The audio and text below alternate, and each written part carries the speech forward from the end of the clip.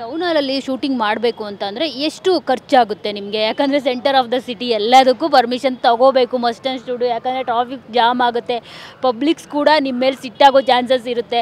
So ಎಷ್ಟು ಖರ್ಚಾಗುತ್ತೆ ಒಂದು ಸರಿ? ಇವಾಗ ನಾನು ಶೂಟಿಂಗ್ ಮಾಡಬೇಕು ಟೌನ್ ಹಾಲಲ್ಲಿ ಅಂತಂದರೆ ಎಷ್ಟು ಖರ್ಚು ಮಾಡಬೇಕು ನಾನು? ಇಲ್ಲೇನಿಲ್ಲಮ್ಮ, ಇವಾಗ you should approach the DCP, law and order department DCP, traffic DCP. ಅಲ್ಲಿಂದ you should come to Ulsoor Gate ಇದು ಪೊಲೀಸ್ ಸ್ಟೇಷನ್. ಇಲ್ಲಿ ಬಂದು ನಮಗೆ ಉಪ್ಪಾರಪೇಟೆ ಮತ್ತು ಇದಕ್ಕೆಲ್ಲ ಬರುತ್ತೆ. ಇಲ್ಲಿ ಬಂದು ಮಾರ್ಕೆಟ್ಗೆ ಒಂದು ಪೊಲೀಸ್ ಸ್ಟೇಷನ್ ಬರುತ್ತೆ. ಆ ನಿಟ್ಟಿನಲ್ಲಿ ನಮ್ಗೆ ಹಬ್ಬ ಅಂತ ಇವತ್ತೆಲ್ಲ ಖರ್ಚಾಗಿರೋದು ಹತ್ತಿರ ಒಂದು 80,000 to 90,000 ರೂಪೀಸ್ ಖರ್ಚಾಗಿದೆ. ಅಂದರೆ ಪ್ರತಿ ಸ್ಟೇಷನ್ಗೂ ನಾವು ದುಡ್ಡನ್ನು ಕೊಟ್ಟು ಅಲ್ಲಿಂದ ಇಬ್ಬಿಬ್ಬರು ನಾವು ಮೆನ್ನನ್ನು ಕರ್ಕೊಂಬರ್ಬೇಕಾಗತ್ತೆ. ಪೊಲೀಸ್ ಆಫೀಸರ್ಸ್ನ, ಇಲ್ಲ ಪೊಲೀಸ್ ಕಾನ್ಸ್ಟೇಬಲ್ಸ್ನ, ಇಲ್ಲ ಪೊಲೀಸ್ ಹೆಡ್ ಕಾನ್ಸ್ಟೇಬಲ್ಸ್ ಅವ್ರು ಕೊಡ್ತಾರೆ. ನೀವು ಹೋಗಿ ಅವ್ರಿಗೆ ಯಾವುದೇ ತೊಂದರೆ ಆಗದಿರ್ತಾರೆ ಕಾಪಾಡ್ಕೊಂಬನ್ನಿ ಅಂತ. ಮಾರ್ಕೆಟಲ್ಲಿ ಒಂದು 4 ಜನನ ತೊಗೊಂಡಿದ್ವಿ. ಈ ಒಂದು ಜಾಗಕ್ಕೆ ಇಬ್ಬರನ್ನ ಫ್ರಮ್ ದ ಡಿಪಾರ್ಟ್ಮೆಂಟ್, ಇಬ್ಬರನ್ನ ಫ್ರಮ್ ದ ಟ್ರಾಫಿಕ್, ಅವ್ರು ಅಲ್ಲಿ ಸಾರೊಬ್ರು ದೊಡ್ಡವರು ಇದ್ರಲ್ಲ ಅವರಿಬ್ಬರು. ಸೊ ಇಲ್ಲಿ 4, ಅಲ್ಲಿ 4 ಜನ. Totally it came around 75 to 80 or 85,000. Place ಅಂತ ಇಲ್ಲಮ್ಮ, ಇಲ್ಲೇನಿಲ್ಲ. ಅಯ್ಯೋ ಹಂಗೆ ಅಂದ್ಬಿಟ್ಟು ಇನ್ನು ಅದಕ್ಕೆ ಬೇರೆ ಹಾಕ್ಬಿಡ್ತಾರೆ. ಮೊನ್ನೆ ಹೇಳಿದಾರೆ ಗೊತ್ತಾ, ನೆಟ್ಟು ಬೋಲ್ಡ್, ಇನ್ನು ಅದು ಹಾಕ್ಬಿಟ್ಟಾರೆ ಆಮೇಲೆ.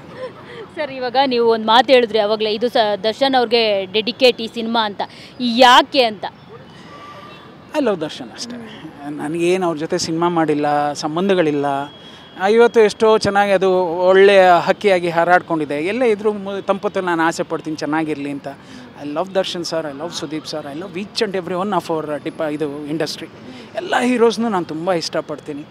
ಆಮೇಲೆ ಅದೇನೋ ಇರುತ್ತಮ್ಮ, ಎಲ್ಲ ಒಂದು ಸಿನಿಮಾದಲ್ಲಿ ಎಲ್ಲೋ ಒಂದು ಕಡೆ ನಾನು ನನ್ನ ಯಜಮಾನನ ವಿಷ್ಣು ಅಂತ ಇಡೋಕ್ಕೆ ಇಷ್ಟಪಡ್ತೀನಿ. ಪೊಲೀಸ್ ಅಂದ ತಕ್ಷಣ ವಿಷ್ಣು ಅಂತ ಹೇಳೋಕ್ಕೆ, ಯಾಕೆಂದರೆ ವಿಷ್ಣು ಪರಮಾತ್ಮ ಅವನ್ನೆಲ್ಲವನ್ನೂ ಇರ್ತಾನೆ. ಸುದರ್ಶನ್ ಚಕ್ರ ಅದು ಇದು ಡಿಪಾರ್ಟ್ಮೆಂಟ್ ಹೋಲಿಸ್ತೀವಿ.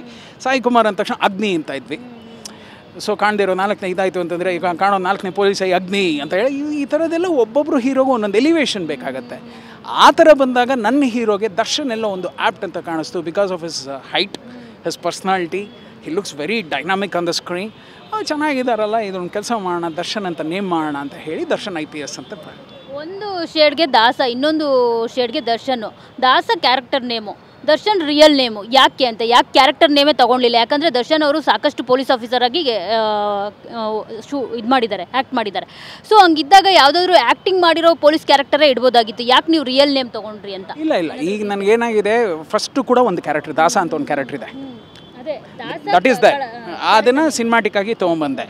ತಿರ್ಗಾ ದರ್ಶನ್ಗೆ ಇನ್ನೊಂದು ಸಿನಿಮಾಟಿಕ್ಕು, ತಿರ್ಗಾ ಗೀರಾವತ ಅಂತ ಇಟ್ಟರೆ ಅದನ್ನೇ ಇಟ್ಟಿದ್ದಾನೆ. ಬೇಡ, ಡೈರೆಕ್ಟಾಗಿ ಹೊಡಿಯೋಣ. ನನಗೆ ಅದೊಂದು ಆಸೆ, ಏನಿಟ್ಟರು ಡೈರೆಕ್ಟಾಗಿ ಹೇಳ್ಬೇಕು, ಡೈರೆಕ್ಟಾಗಿ ಹೊಡಿಬೇಕು ಅಂತ. ನನಗೆ ದರ್ಶನ್ ಇಷ್ಟ, ದರ್ಶನ್ ಇಟ್ಟಿದ್ದೀನಿ. ಯಾಕೆ ಕೇಳ್ತೀರಾ? He is my demigod. ನನಗಿಷ್ಟ. ನಮ್ಮ ಇಂಡಸ್ಟ್ರಿ ಇವತ್ತು ಎಷ್ಟೋ ಇದರಲ್ಲಿ ಅನ್ನಗಳನ್ನ ಊಟ ಮಾಡ್ತಿರ್ಬೇಕಾರೆ ಆ ಹೆಸರು, ಆ ದೇವ್ರ ಹೆಸರು ನಾವು ಯಾಕೆ ಇಟ್ಕೋಬಾರ್ದು? ಸೊ ಒಂದನ್ನು ದಾಸ ಅಂತಿಟ್ಟೆ. ಮಾಸ್ ಟೋಟಲಾಗಿ ಅವನೊಬ್ಬ ಬರ್ತಾಯಿತ್ತು ಅಂದರೆ ದಾಸ ಅಂತಾರಲ್ಲ, ಆ ಥರ ಒಂದು ರೌಡಿ ಎಲಿಮೆಂಟ್ ಬರ್ತಾರೆ. ಇನ್ನೊಂದು ಕಡೆ ದರ್ಶನ್ ಬರ್ತಿದ್ದಾರೆ ಅಂತಂದರೆ IPS, ಅದರಲ್ಲಿನೋ ಒಂದು ರೆಕಾರ್ಡಿಂಗ್ ಎಲ್ಲ ಇಟ್ಟು ಅದಕ್ಕೇನಾದ್ರು ತಂದ್ಕೊಂಡು. ಸೊ 2 ಕ್ಯಾರೆಕ್ಟರ್ ಬಂದಾಗ ಹೆಂಗಿರುತ್ತೆ ಅನ್ನೋದು ಒಂದು ಊಹೆ ಅಷ್ಟೆ.